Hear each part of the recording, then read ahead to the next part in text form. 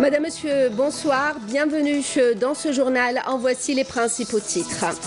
Le ministre de la Justice, garde des Sceaux, préside la deuxième session ordinaire du Conseil supérieur de la magistrature. Gros plan ce soir sur une filiale de JICA, la société de maintenance de l'Est, intervenant au niveau des cimenteries et qui a largement contribué à réduire les dépenses des cimenteries. Nouria Benrabrit met en avant le principe de l'égalité des chances et la nécessité de préserver la crédibilité lors des examens professionnels de promotion des professeurs. 50 000 enseignants participent à l'examen le 15 janvier prochain. Un peu de magie lors de ces vacances d'hiver, le spectacle Shadow, l'ombre des histoires merveilleuses, une immersion dans l'univers des plus grands films d'animation présentés à l'Opéra d'Alger. Le ministre de la Justice, garde des Sceaux, Tayyip Louh, a présidé donc aujourd'hui la deuxième session ordinaire du Conseil supérieur de la magistrature.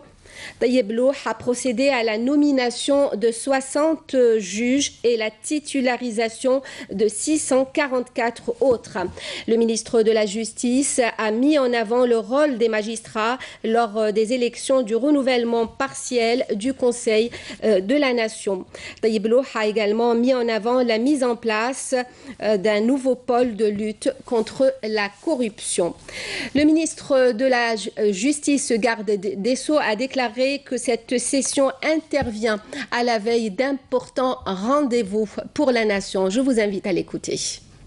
نعقد هذه الدورة في سياق وطني متميز وفي مرحلة يقف فيها الوطن أمام محطات هامة ومصيرية في مساره ولا يخفى عليكم ما للعدالة من نصيب في الحرص على تأمين مسالكه والاحتكام للقانون في كل تقدم وإنجاز يمضي فيه وفقا للضوابط الدستورية والقانونية ولا يفوتني في هذا المقام أن أعبر أمامكم عن ارتياحي للنجاح الذي حققته انتخابات التجديد النصفي لأعضاء مجلس الأمة والذي يعود فيه الفضل بقسط وافر إلى الجدية والاهتمام الذي أولاه السيدات والسادة القضاة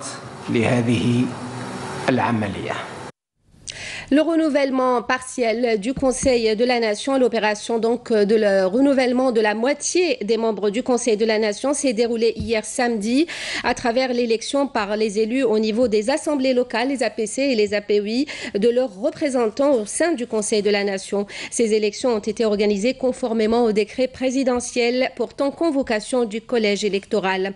Pour sa part, le Conseil constitutionnel a rappelé aux candidats de ce scrutin qu'en vertu des dispositions de l'article 130 de la loi organique relative au régime électoral, qu'ils ont le droit de contester les résultats du scrutin en introduisant un recours par simple requête déposée au greffe du Conseil, et ce pendant 3 jours.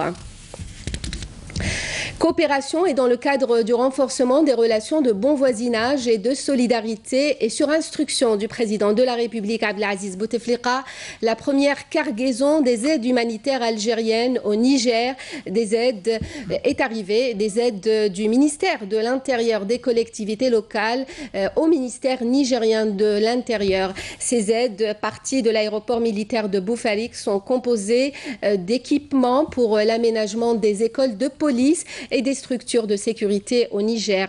D'autres aides à travers 2 autres opérations sont prévues pour le mois prochain. Écoutez à ce propos ces déclarations à l'arrivée des aides algériennes au Niger. Je voudrais remercier au nom du gouvernement du Niger les autorités algériennes. Je voudrais, monsieur l'ambassadeur, remercier en particulier mon frère et ami, le ministre Bedoui, ministre de l'Intérieur de l'Algérie, pour avoir accompli, pour avoir réalisé, pour avoir tenu la promesse qu'il m'avait faite de nous donner cet équipement ô combien nécessaire pour la qualité de la vie tout simplement de la police. Nous assistons à un acte de solidarité entre l'Algérie et le Niger. Un acte de solidarité qui entre dans le cadre de la coopération entre les gouvernements algériens et nigériens, et plus particulièrement entre les ministères de l'Intérieur des deux pays. Les relations entre l'Algérie et le Niger, au-delà du bon voisinage, au-delà de la fraternité, il y a cette chaîne ininterrompue de solidarité qui n'a jamais cessé d'exister entre l'Algérie et le Niger. Dans le cadre du développement de l'industrie gazière, 2 accords de partenariat ont été signés aujourd'hui entre Sonatrach, Cosider et l'entreprise nationale des grands travaux pétroliers. Ces 2 accords visent l'amélioration de l'environnement gazier à Gassitouil, dans la région de Hassi Messoud. Gassitouil qui renferme 6 champs gaziers avec un raccordement de 47 puits gaziers au réseau de stockage. Cet investissement est évalué à 53 milliards de dinars et permettra une augmentation de la production en gaz naturel à 12 millions de mètres cubes par jour. On écoute le PDG de Sonatrach. Sonatrach doit avant tout être une entreprise gazière.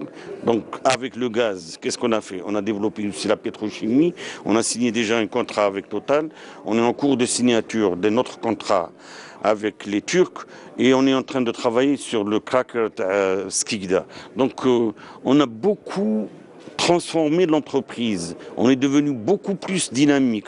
Les relations que nous avions avec les partenaires n'étaient pas les meilleures. Maintenant, tous les partenaires étrangers cherchent à venir travailler avec nous. La société algérienne de distribution de l'électricité et de gaz, SDC, filiale du groupe Sonelgaz, a lancé ce dimanche un guide de distribution. C'est un moment fort du processus de renforcement et de l'amélioration des outils de bonne gouvernance des activités de distribution de l'électricité et du gaz, a déclaré le ministre de l'Énergie, Mostafa Guitouni, lors de la cérémonie de présentation de ce guide. Ce document permet de doter les activités techniques au cœur des métiers de la distribution de référentiels de haute qualité. Il s'agit selon lui d'un travail structurant qui va impacter le travail de milliers de collaborateurs qui auront des référentiels uniques pour exécuter dans les meilleures conditions techniques et de sécurité les tâches qui leur sont confiées. Et dans une déclaration à la presse, le ministre de l'Énergie a estimé à propos du pétrole que les résultats de l'accord sur la baisse de la production signé à Vienne au début du mois entre l'OPEP et ses partenaires non OPEP ne se verront qu'à la fin du premier trimestre 2019. L'Algérie va baisser sa production à hauteur de 3%. Les pays membres de l'OPEP vont faire de même alors que les 10 pays partenaires dans l'accord se sont engagés à réduire leur production de 2,2%, ce qui équivaut à 1,2 million de barils par jour. Néanmoins, cette décision n'est toujours pas effective. C'est au cours de ce trimestre, voire d'ici février prochain, que nous pourrons évaluer les résultats. Les prix devraient augmenter et atteindre les 65 voire les 70 dollars. À mon avis, entre 65 et 70 dollars.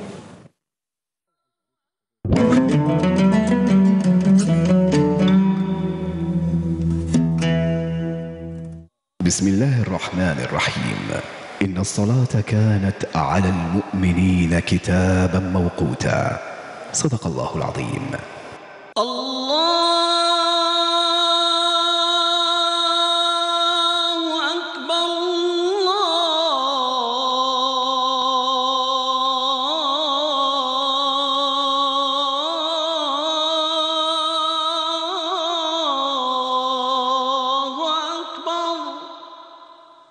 أشهد أن لا إله إلا الله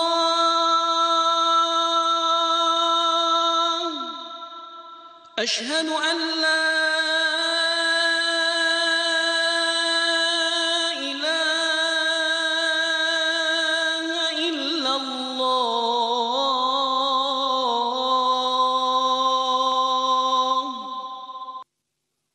أشهد أن محمدًا رسول الله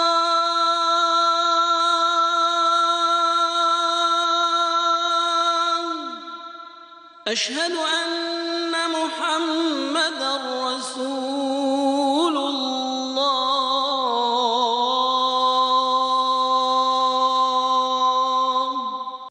حي على الصلاة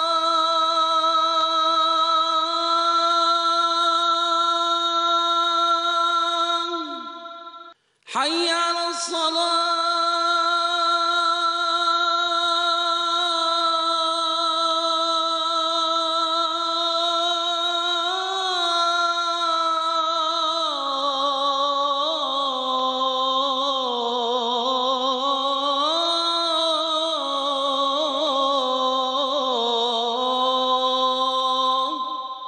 حي على الفلاح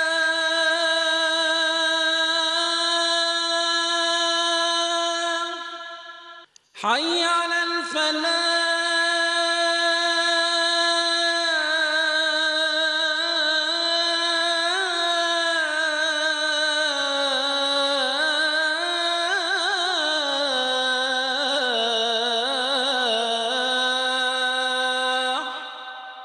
الله أكبر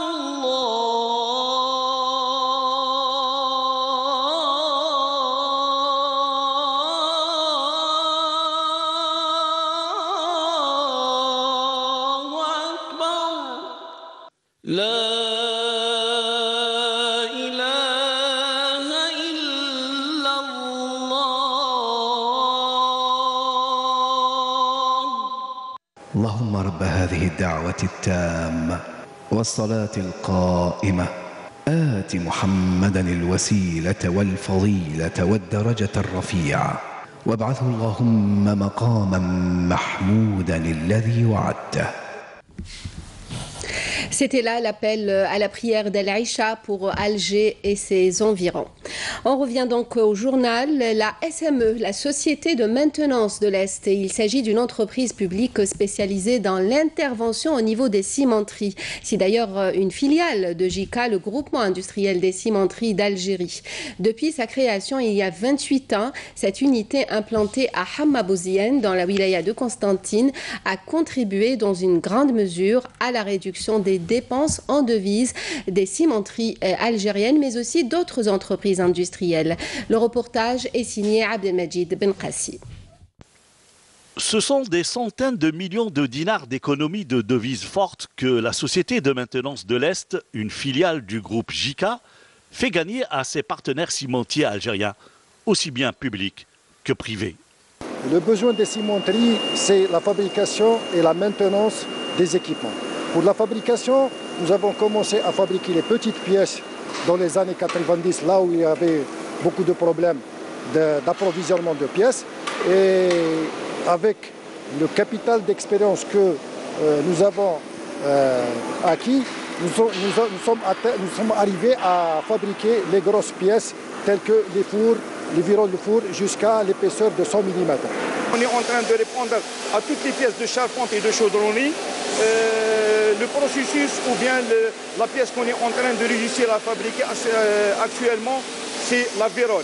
La vérole de four, comme le four, c'est une pièce, c'est un équipement maître et un équipement très important. Avant la création de cette entreprise de maintenance industrielle spécialisée dans les cimenteries, on s'adressait directement aux partenaires étrangers et souvent les entreprises algériennes payaient très cher la maintenance.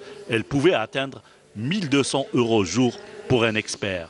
Aujourd'hui, la SME est sollicitée même par les entreprises étrangères installées en Algérie. Par exemple, AF, c'est un fournisseur de filtres. Donc, on participe avec lui dans la fabrication du filtre. Et en même temps, il nous sollicite pour faire le montage. Il y a aussi Claudius Peters. Nous avons eu 2 stations de conditionnement ciment, une à Biskra et l'autre à Ouirgla. Nous avons acheté que les machines. Et toute la charpente, chaudronnerie, silo, accessoires, nous l'avons fabriqué chez nous en Algérie. Nous avons FCB, nous avons participé avec 2300 tonnes dans la cimenterie de Chlef. Nous avons Thyssen Group, on a fait 2 opérations avec Thyssen Group au niveau de Sigus et maintenant au niveau de Zahana. Ils sont quelques 70 ingénieurs et techniciens, en plus d'une main-d'œuvre spécialisée au sein de l'entreprise, à concevoir et à affiner en atelier des modèles de pièces et de structures métalliques et intervenir sur site, notamment dans les cimenteries. Par l'intégration des nouveaux procédés, acquisition des investissements, formation des employés sur l'exploitation de nouveaux équipements.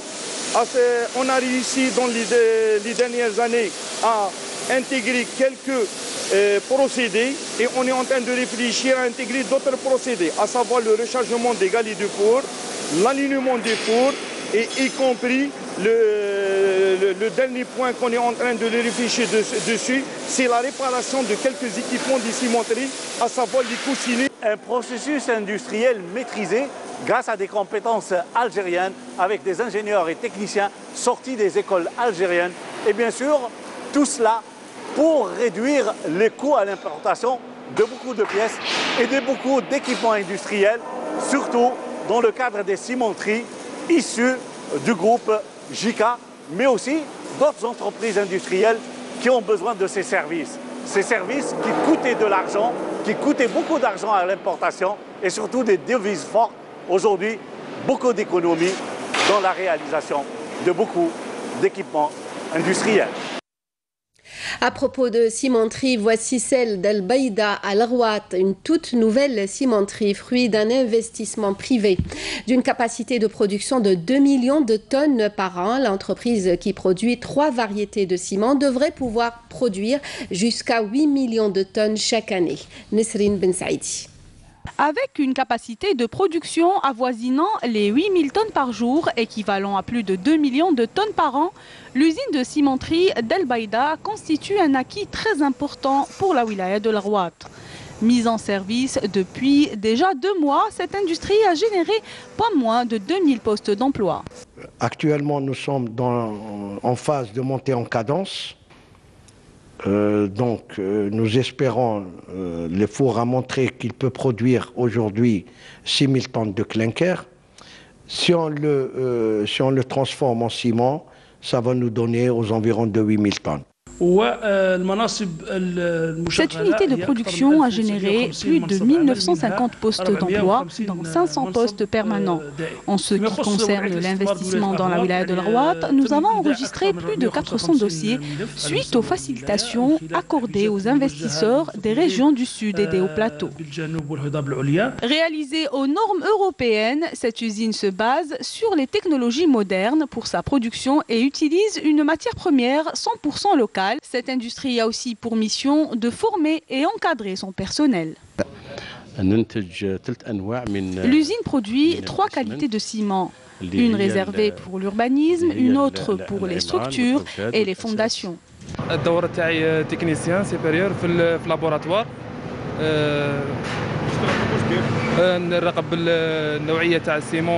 L'unité de production de ciment d'Al Baïda permettra de renforcer la production nationale en matière de ciment en répondant à une demande sans cesse croissante et arriver à l'exportation. La ministre de l'Éducation nationale a annoncé la finalisation début juin prochain de tous les préparatifs de la rentrée scolaire 2019-2020, aussi bien pour les enseignants que pour les élèves des 3 paliers. Concernant les examens de promotion professionnelle, Nouria Benrabrit a tenu à mettre en avant l'égalité des chances et la crédibilité. Amélie Siridir. 50 000 enseignants sont concernés par les examens professionnels de promotion au grade de professeur principal et professeur formateur dans les 3 cycles d'enseignement, alors que le nombre de postes disponibles ne dépasse pas les 45 000. La ministre de l'Éducation nationale, Nouria Benrabrit, a justement insisté lors de cette rencontre sur la nécessité d'être crédible et de garantir l'égalité des chances entre les candidats. Le fait d'attirer l'attention sur le facteur humain, qui est une composante essentielle dans la réussite d'un examen.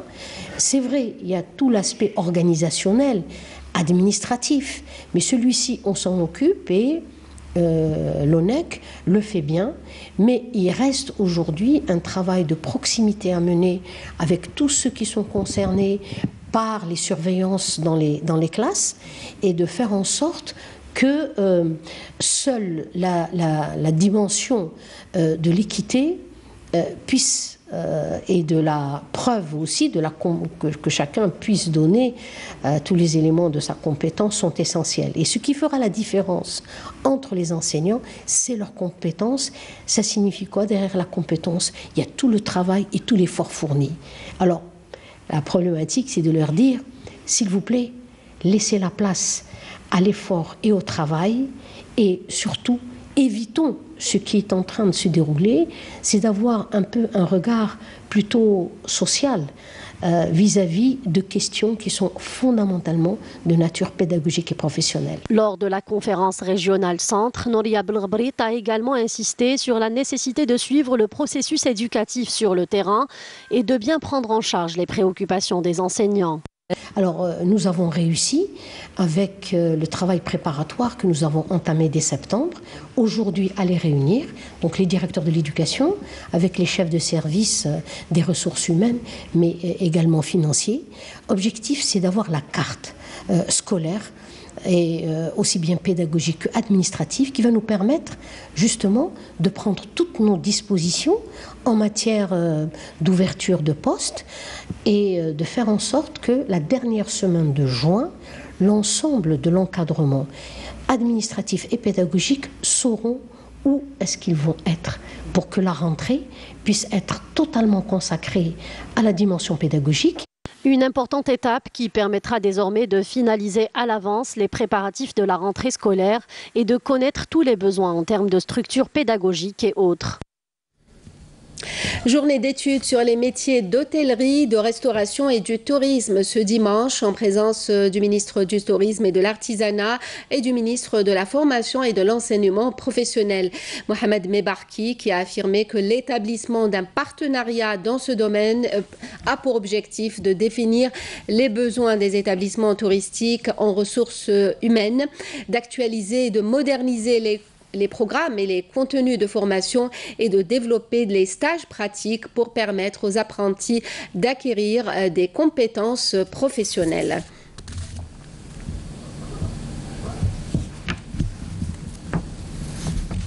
L'opération de relogement se poursuit dans la capitale ce dimanche. Les habitants de ce bidonville de la commune de Bourouba Al-Harrach ont quitté à jamais cette situation pour une vie meilleure dans un cadre de vie plus agréable dans la cité 1200 logements à Haouch Mihoub 1. Grande joie chez les habitants, 350 familles étaient concernées.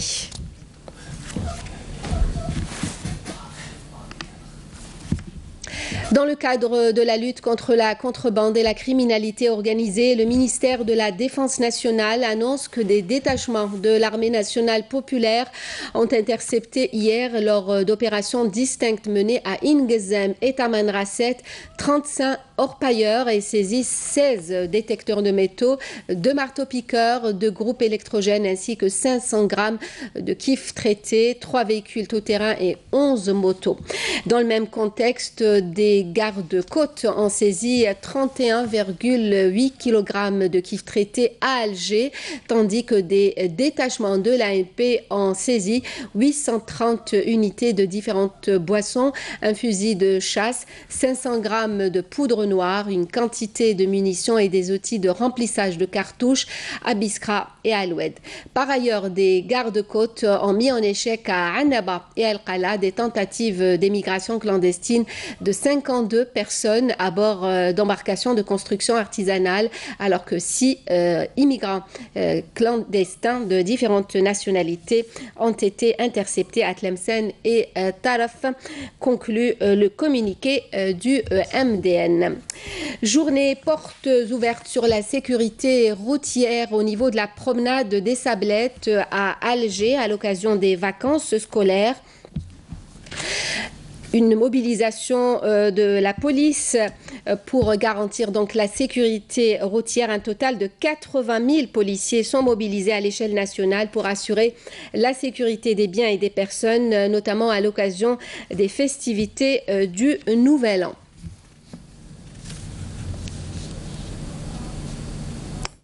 À travers l'organisation de cette manifestation, vise à faire passer un message très clair aux usagers de la route, afin de faire, faire passer les fêtes de fin d'année dans les meilleures conditions possibles, sans aucun accident de la circulation, ce que nous le souhaitons vivement pour que ces fêtes de fin d'année se déroulent dans les meilleures conditions possibles. La DGSN n'a ménagé aucun effort en mobilisant pas moins de 80 000 policiers pour assurer la sécurisation des fêtes liées à la fin de l'année. Et à cet effet, nous souhaitons à tous les citoyens algériens et étrangers qu'ils soient les bienvenus chez nous pour présenter les meilleurs vœux. Merci. Les vacances scolaires peut être une occasion de se découvrir une passion pour la musique melouf et de perpétuer la tradition. C'est en tout cas ce qu'espèrent les organisateurs de ces concerts à Mila. Le reportage de Saïda Mayouf.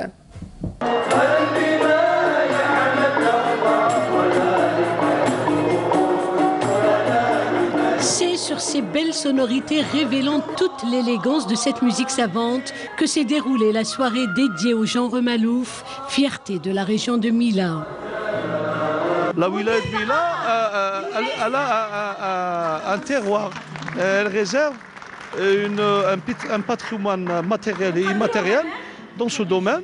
Donc il est très riche, donc on est là pour le booster, pour l'accompagner. C'est les vacances scolaires, donc on voit des familles, des jeunes et des moins jeunes. Donc on est là pour encourager et accompagner et essayer de donner de mieux pour que les jeunes qui s'intéressent à cette culture. Cette soirée s'inscrit dans le cadre des activités ordinaire de la direction du secteur de la culture et on a profité de l'occasion du 13e anniversaire de l'association Nord pour organiser ce spectacle. 13e anniversaire de la création de l'association Nour du Malouf de Mila, mais également une occasion propice pour honorer les maîtres du Malouf ayant consacré toute une vie à cette musique mélodieuse. هذا الحفل الفني بمناسبة الذكرى 13 لتأسيس جمعية النور والذكرى المزدوجة. Cette occasion se veut un hommage au cheikh et maître de la musique andalouse Toufiq Draidi de Mila. Par là même, on a pensé à honorer tous ceux qui ont sacrifié leur vie de famille pour se consacrer à ce genre de chant très prisé dans la région. La nostalgie هنا في ميلا. هذو les familles الكل جاوا في les vacances جاوا ميلا. يتفكروا la nostalgie تاع ميلا.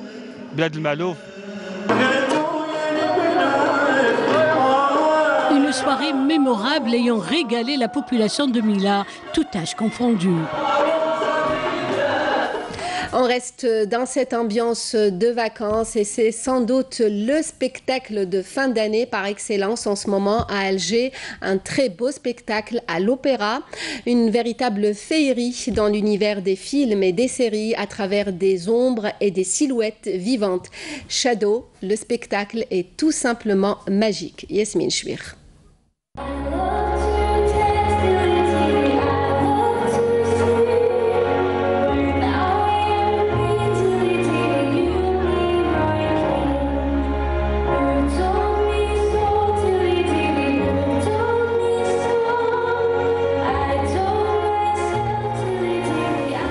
L'Opéra d'Alger a ouvert ses portes en cette fin d'année à une mise en scène unique en son genre. Une immersion dans le monde des contes de fées et celui des histoires tirées de grands films de cinéma. Des histoires que le public connaît certainement, mais qu'il redécouvre autrement à travers un spectacle de silhouettes vivantes. Shadow, reconnu dans le monde entier et maintes fois primé, propose là un nouveau scénario, et ce jusqu'au 4 janvier.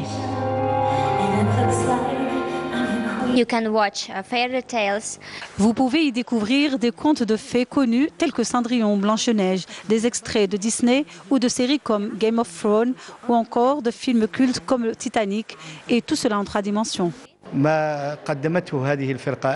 Cette troupe revisite de manière très originale les classiques du genre et leur donne une forme très poétique à travers des tableaux spectaculaires.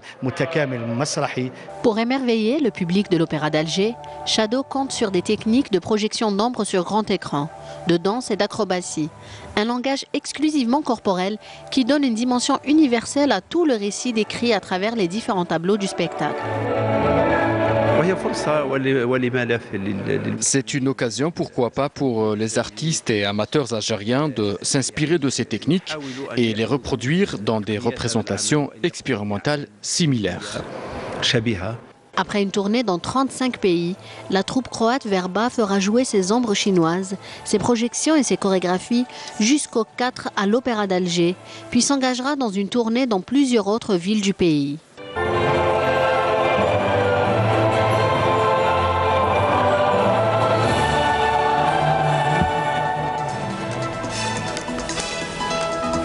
C'est la fin de ce journal, le rappel des principaux titres. Le ministre de la Justice, garde des Sceaux, préside la deuxième session ordinaire du Conseil supérieur de la magistrature. La SME, une filiale de JICA, la Société de maintenance de l'Est, intervenant au niveau des cimenteries et qui a largement contribué à réduire les dépenses des cimenteries. Nouria Benrabrit met en avant le principe de l'égalité des chances et la nécessité de préserver la crédibilité lors des examens professionnels de promotion des professeurs. 50 000 enseignants participent à l'examen le 15 janvier prochain. Et puis de la magie lors de ces vacances d'hiver, le spectacle Shadow, l'ombre des histoires merveilleuses, une immersion dans l'univers des plus grands films d'animation présentés en ce moment à l'Opéra d'Alger. Merci à vous de nous avoir suivis. Vous pouvez toujours revoir nos programmes. Les liens s'affichent au bas de votre écran. Pour le journal, à 20h, l'édition en arabe. Demain à midi, Nejma Harash. Nous, on se retrouve à 19h. Passez une très bonne soirée.